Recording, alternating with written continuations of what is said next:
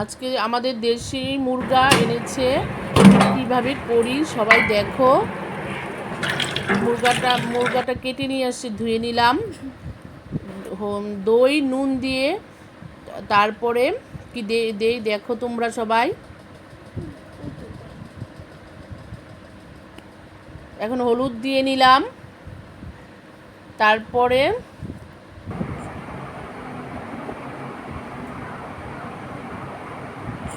সর্ষের তেল দিয়ে নিলাম।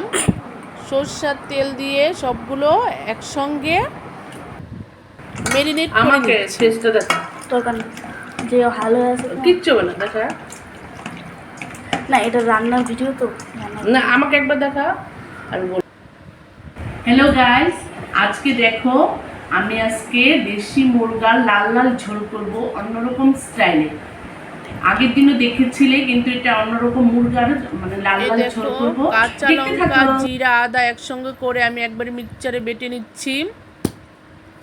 সবসময় এরকমই করি আমি। পেঁয়াজ রসুন আদা আলু টমেটো একসঙ্গে কেটে রেখেছিলাম। তেল দিয়ে কড়াই বসিয়ে নিচ্ছি, দিয়েছি, ওর মধ্যে তেল ঢেলে নিচ্ছি।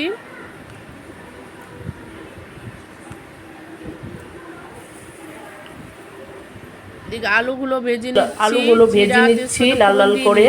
আলুগুলো তুলে নেব দেখো লাল লাল করে ভেজে। এবার পেঁয়াজগুলো ছেড়ে দিলাম।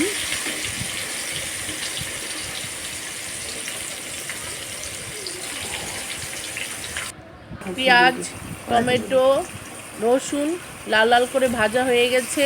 এখন আমি মাংসগুলো ছেড়ে দিচ্ছি।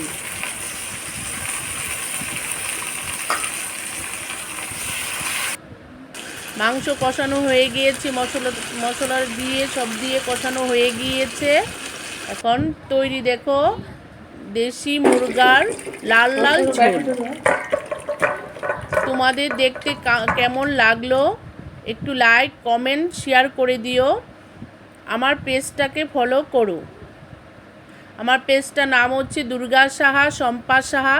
যদি তোমাদের ভালো লাগে লাল লাল দেশি মুরগার ঝোল,